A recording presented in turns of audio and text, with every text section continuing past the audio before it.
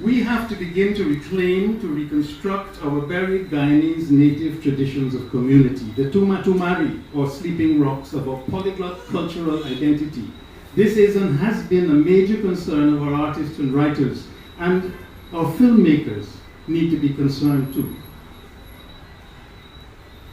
Let me quote from the late Dennis Williams. Now, he was speaking in his book, Pages of Guyanese Prehistory, about the Amerindian legacy of community, respect for, and adaptation to the landscape. This legacy, Dennis reminds us, is the element in our heritage that the Europeans neither discovered nor destroyed. We cannot ignore it without great loss to ourselves. Research has shown that the jungle of the Amazon basin gave rise to and supported flourishing, complex societies with highly developed art forms. This represents an indigenous cultural history spanning more than 10,000 years.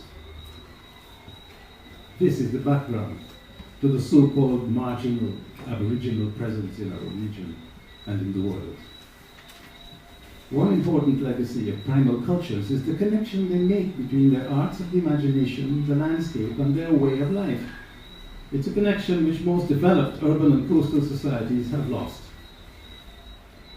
Among the Oriala Amerindians, the most important social concepts are mati, or respect for kinship, and aipas, or lack of respect and untruthfulness.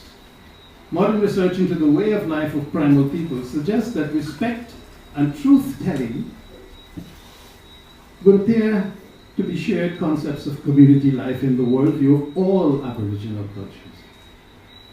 They are the unspoken principles behind their interaction with others, with us, and the main characteristics that they look for in their leaders.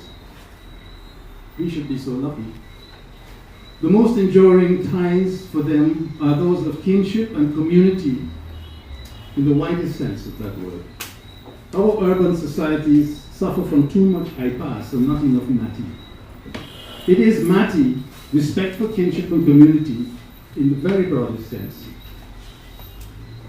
and their relationship with the environment that will finally reject what is essentially the aipas of history. And that is one of the reasons why we want to make this film.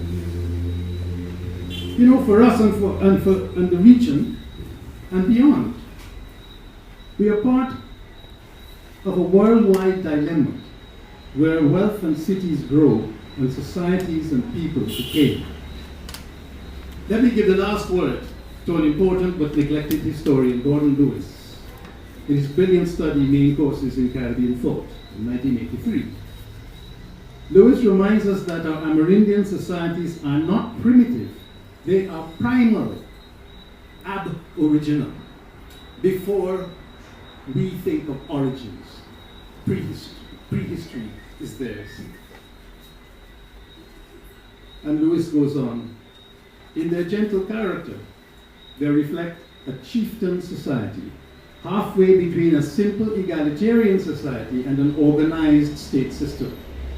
The final impression is one of a peaceful society at ease with its environment. Peaceful society engaged and at ease with its environment.